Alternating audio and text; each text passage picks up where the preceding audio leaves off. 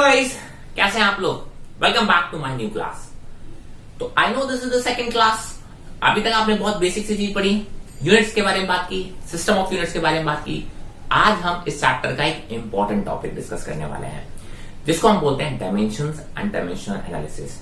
इससे काफी questions NEET में भी आए हुए हैं, आपके स्कूल्स में भी काफी क्वेश्चंस पूछे जाते हैं, तो ये काफी इंपॉर्टेंट है। तो डेफिनेटली आप समझने की कोशिश कीजिएगा। अभी तक आपने जो कुछ भी पढ़ा वो बहुत बेसिक था, आज हम उसी बेसिक में और बेसिक चीजें ऐड करने वाले हैं। अगर आपको समझ में आएंगी तो ये चीजें भी बहुत बेसिक है, ठीक है। तो देखते हैं नया topic. My name is Vivek Singh Rathore and let's start our new class. So what is dimension, सबसे पहले हम बात करेंगे। तो अभी तक हमने बात की थी फंडामेंटल यूनिट्स की और बेस यूनिट्स की, ठीक है। डायमेंशंस क्या बोलता है कि the dimensions of a physical quantity are the powers और exponents to which the base quantities are raised to represent that quantity। ये तो इसकी डेफिनेशन हो गई।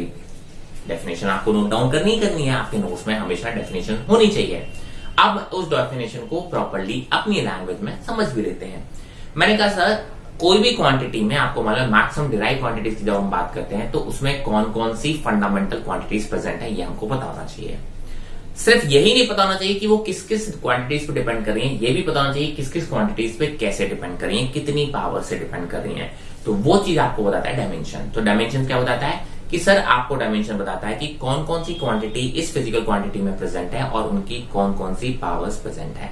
That's why it is written as dimensions of a physical quantity are the powers to which the base quantities are raised to represent that quantity.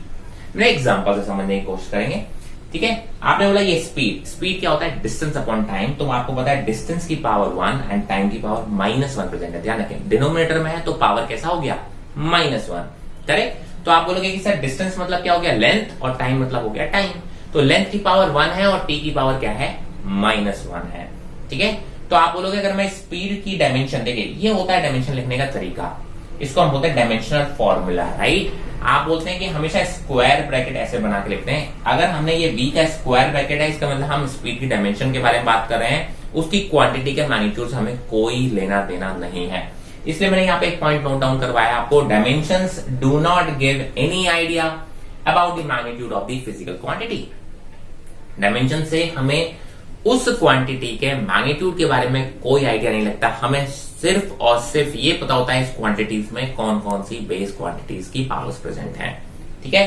तो ये है dimension formula.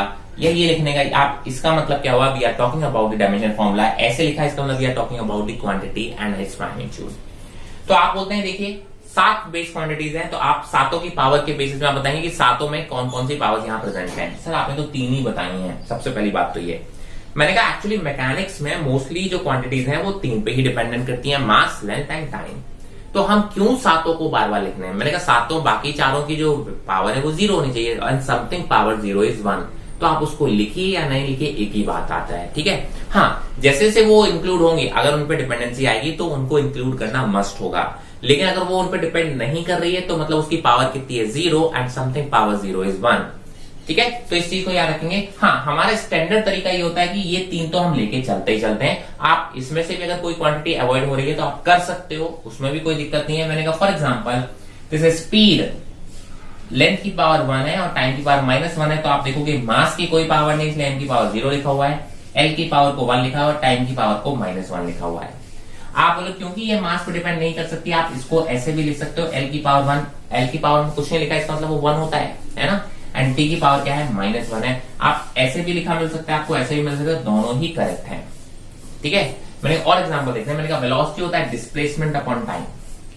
Displacement is again length and time is time. तो आप बोलोगे length की power 1 है और time की पावर -1 है, तो स्पीड और वेलोसिटी की डायमेंशन देखिए सेम आती है, m की पावर 0, l की पावर 1 एंड t की पावर -1। अब एक्सेलरेशन एरिया की बात कर लेते हैं। मैंने एरिया क्या होता है, लेंथ का स्क्वायर। एरिया क्या होता है, लेंथ का स्क्वायर। तो आप बोले लेंथ का स्क्वायर, राइट, तो l की पावर 2 होना चाहिए। तो देखिए m की पावर 0, l स्क्वायर, t की पावर 0। एक्सेलरेशन है change in velocity upon time. तो चेंज इन वेलोसिटी क्या देता है, वेलोसिटी देगा, है ना। तो आप बोलोगे change in velocity upon time मतलब वेलोसिटी के डायमेंशंस की पावर 1 और टाइम की डायमेंशंस -1। तो वेलोसिटी की डायमेंशंस ऑलरेडी होते हैं m0, l1, t की पावर -1। एक और टाइम की डायमेंशन से डिवाइड कर दिया गया, मतलब t की पावर -1 ऊपर जाएगा तो कितना देगा, t की पावर -2। तो देखिए इसके डायमेंशन क्या आ गया, m0, l, t की पावर -2। क्लियर। आप बोलोगे फोर्स क्या होता है, मास इनटू एक्सेलरेशन। मतलब एक्सेलरेशन की डायमेंशन में मास की डायमेंशन और मल्टीप्लाई कर दूंगा मैं, है ना। तो आप बोलोगे बिल्कुल कर दीजिएगा। तो आप क्या बोलोगे, एक्सेलरेशन की डायमेंशन तो ये ऑलरेडी है, इसमें मैं मास की डायमेंशन मतलब m की पावर 1 से मल्टीप्लाई करूंगा।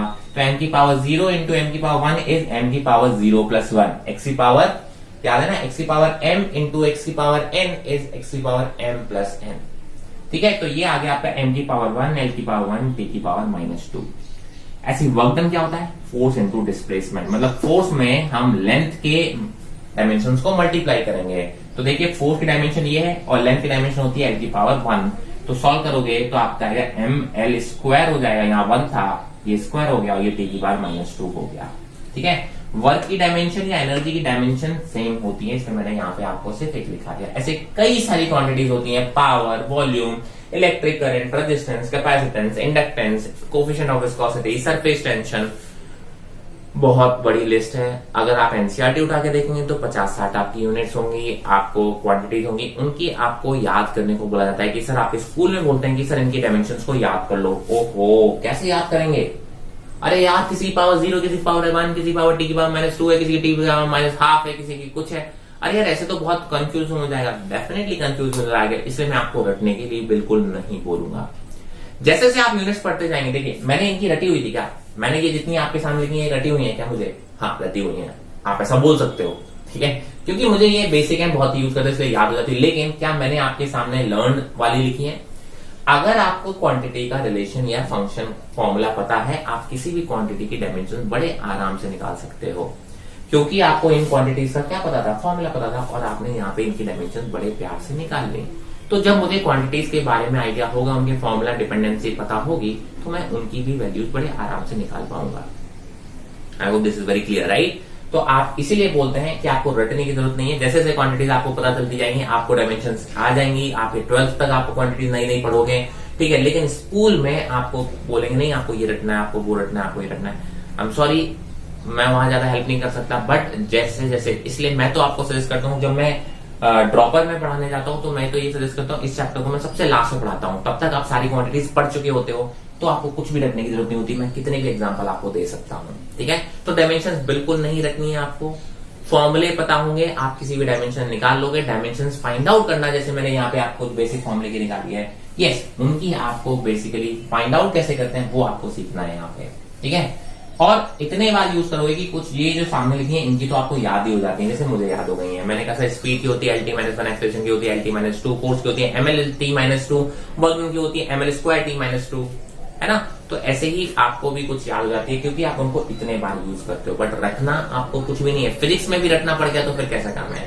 मैं कहता हूँ 95 से 96% फिजिक्स में आपको रटने की जरूरत नहीं है। बायोलॉजी में रटिए यार, बायोलॉजी में आपको रटने के लिए इतना सब कुछ है ना। फिजिक्स में भी रटना पड़ जाए, केमिस्ट्री में भी रटना पड़ जाए तो हो गया काम फिर तो, ठीक है। फिजिक्स में कंसेप्ट सीखिए, और कंसेप्ट सीख गए तो रटने की जरूरत नहीं है, रिवीजन मिनिमम हो जाता है। I hope this is very clear. Let's move on to the next is principle of homogeneity. अगर मैं बोलूं what is principle of homogeneity, मैं आपको सिंपल लैंग्वेज में लिखवाऊंगा कि सर हाथी में हाथी ऐड करेंगे और घोड़े में घोड़े ऐड करेंगे। This is principle of homogeneity, है ना।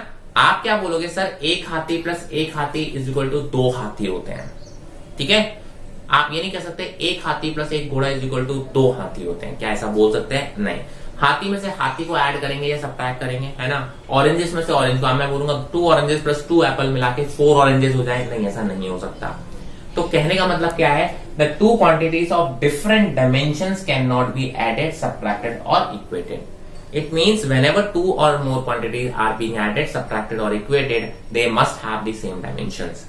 सेम डायमेंशन की क्वांटिटी को ही आप ऐड कर सकते हो या सब्ट्रैक्ट कर सकते हो, या फिर इक्वल के दोनों तरफ लिख सकते हैं, ठीक है। मैंने कहा समझने की कोशिश करते हैं। मैंने कहा मान लो एक रिलेशन है A equal to B plus C, ये 3 कोई क्वांटिटीज है। अब जरा देखिए यहाँ पे A equal to B plus C, B और C को आपस में क्या किया जा रहा है, ऐड किया जा रहा है। तो इसका मतलब एक चीज है कि सर B और C has to be having the same dimension. Yes, B और C की डायमेंशन कैसे होनी चाहिए, सेम होनी चाहिए। मैंने कहा सिमिलरली देखिए, आप A को B प्लस C के इक्वेट किया गया है, इसका मतलब A की डायमेंशन B प्लस C के बराबर होनी चाहिए। तो मैंने कहा A की डायमेंशन B प्लस C के बराबर होनी चाहिए। अब जरा देखिए, मैंने कहा sir 2 oranges plus 2 oranges will give you 4 oranges. मतलब जब आप 2 चीजों को ऐड कर रहे हो तो जो रिजल्ट आ रहा है वो भी तो सेम चीज आएगी, है ना। तो मतलब मैंने कहा B और C की डायमेंशन तो सेम है, तो जब बी और सी को जब आप ऐड करोगे तो बी प्लस सी भी क्या होगा सर, बी ही तो होगा या सी ही तो होगा। तो बी प्लस सी की डायमेंशन भी किसके बराबर होंगे, बी या सी के बराबर ही होंगी। तो आप बोलो ए की डायमेंशन भी किसके बराबर हो जाएंगे, बी या सी के बराबर हो जाएंगे। ध्यान रखें, oranges plus oranges will give you oranges only, है ना। ऑरेंज में से 2 ऑरेंज माइनस करोगे तो भी आपको नया क्या मिलेगा, आंसर ऑरेंज ही मिलेगा। तो जब भी 2 क्वांटिटी आपस में ऐड हो रही है, सब्ट्रैक्ट हो रही है, तो जो रिजल्ट आएगा वो भी इनका यही क्वांटिटी के बराबर होने वाला है, उसकी डायमेंशन, राइट।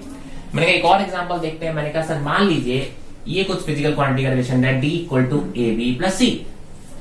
अब यहां पर देखिए सी और ए बी ऐड हो रहे हैं, ए बी एक क्वांटिटी है और सी एक अलग क्वांटिटी है। तो आप लोग ए बी की डायमेंशन सी के बराबर होंगी। अब इसमें कुछ लोग क्या बोलते हैं, सर ए की डायमेंशन भी सी के बराबर होगी, बी की डायमेंशन नहीं। ए को आप सी में डायरेक्टली ऐड नहीं कर रहे हो, ए इंटू बी एक नई क्वांटिटी बन रही है जिसको सी में ऐड कर रहे हो, तो इसलिए ए बी की डायमेंशन और सी की डायमेंशन बराबर होंगी, ए और सी की डायमेंशन बराबर नहीं होंगी। ठीक है, इसी के साथ मैंने बोला डी की डायमेंशन किसके बराबर होंगी, ए बी प्लस सी के बराबर। और ए बी प्लस सी के बराबर होंगी, इसका मतलब क्या होगा, या तो ए बी के बराबर होंगी या सी के बराबर होंगी। अभी जो चीज ऊपर सीखी उससे, तो आप बोल सकते हो कि डी की डायमेंशन हो या ए बी प्लस सी की डायमेंशन हो या ए बी की डायमेंशन हो या सी की डायमेंशन हो, ये सारी की सारी कैसी होंगी, सेम होंगी। ठीक है, तो जैसे आप बोलते हैं 2 क्वांटिटी जो ऐड हो रही है उनकी डायमेंशन का जो रिजल्ट आता है उसकी डायमेंशन भी क्या होती है, same as that of original quantity होता है।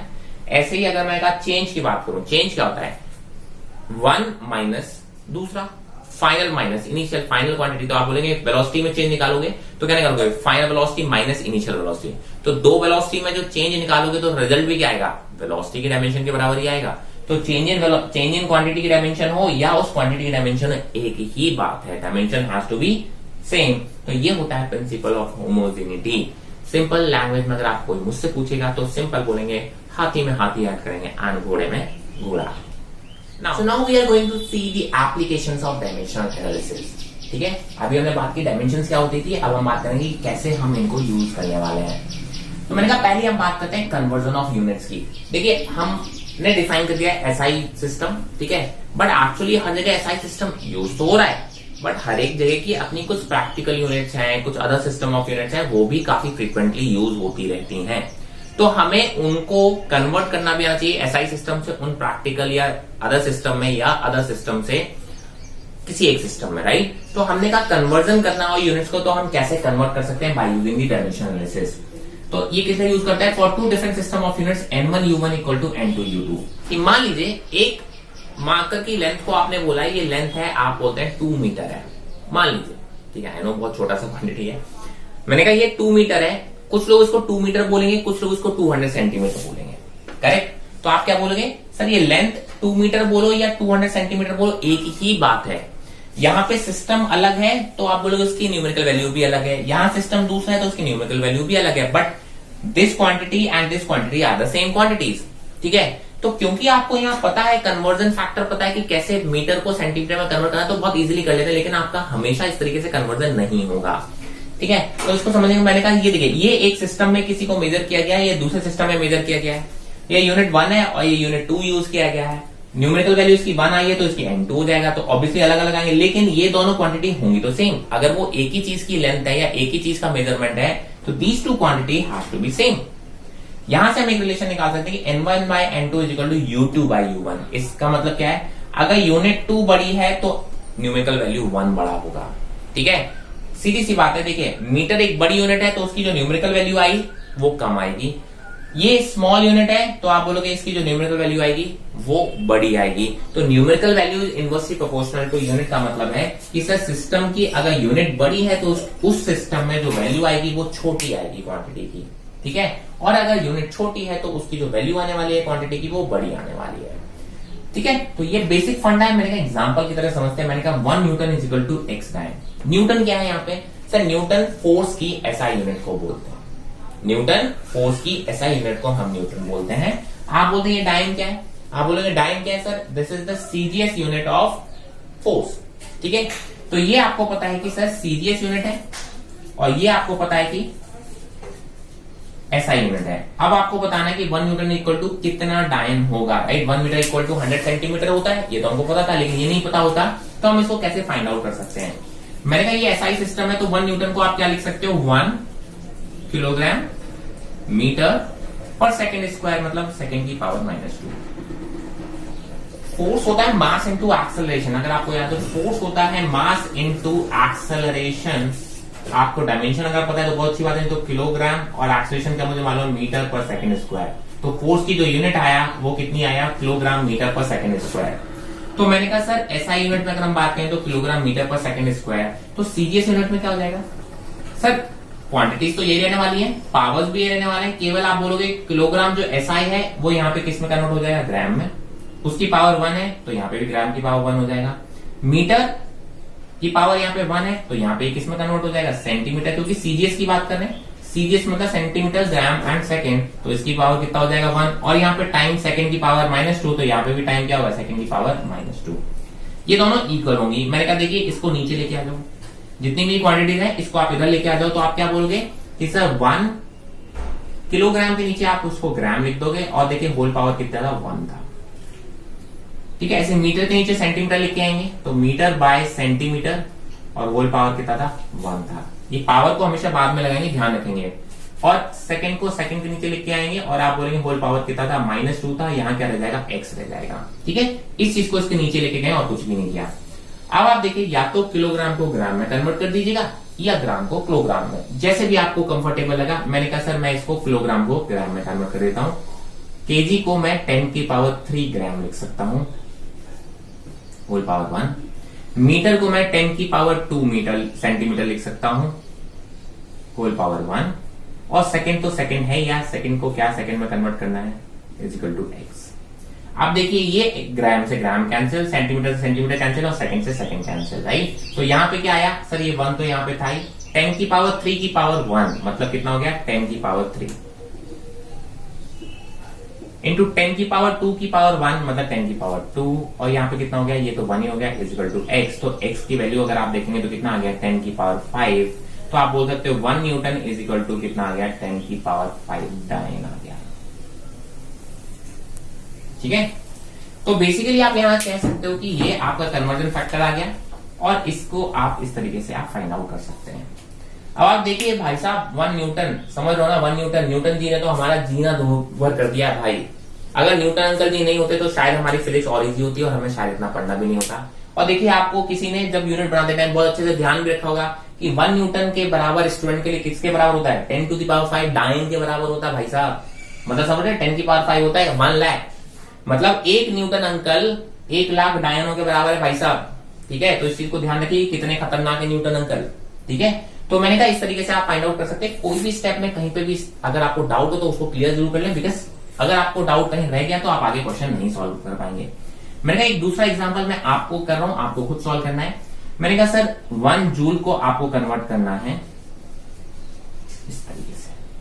अब जूल और अर्ग क्या है सर, जूल जो है वो एसआई यूनिट है किसकी, वर्क डन की या एनर्जी की, और ये क्या है, अर्ग क्या है सर, ये आपका सीजीएस यूनिट है।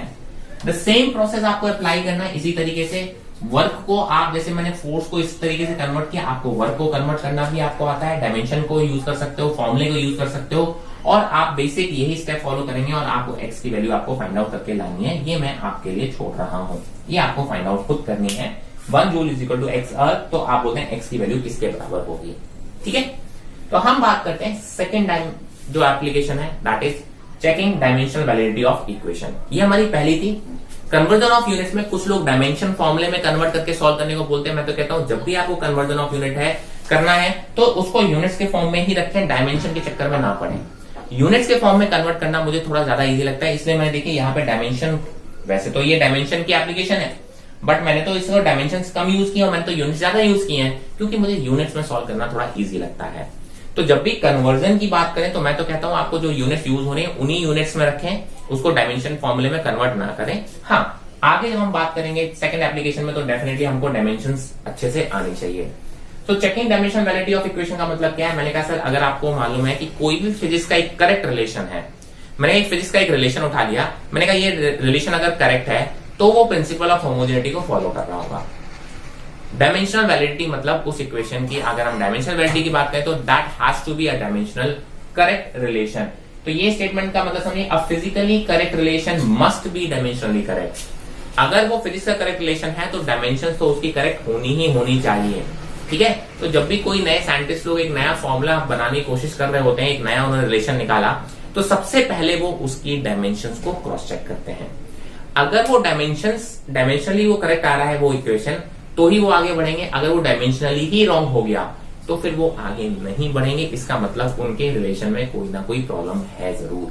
ठीक है, तो मैंने कहा कोई भी फिजिक्स का करेक्ट रिलेशन एक डायमेंशनली करेक्ट भी होना चाहिए। ठीक है, मैंने कहा जरा देखते हैं एग्जाम्पल से। मैंने कहा ये चीज आपने पढ़ी है, S is equal to u t plus half a t square. 9th में आपने काफी पढ़ रखा है कि सर ये एक करेक्ट रिलेशन है फिजिक्स का। अब जरा देखते हैं क्या ये डायमेंशनली करेक्ट है या नहीं है। मैंने कहा डायमेंशनली करेक्ट का मतलब समझ रहे हो कि सर इसकी जो S की डायमेंशन है या यूटी की डायमेंशन है या फिर हाफ ए टी स्क्वायर की डायमेंशन है, सर ये डायमेंशन इक्वल होना चाहिए।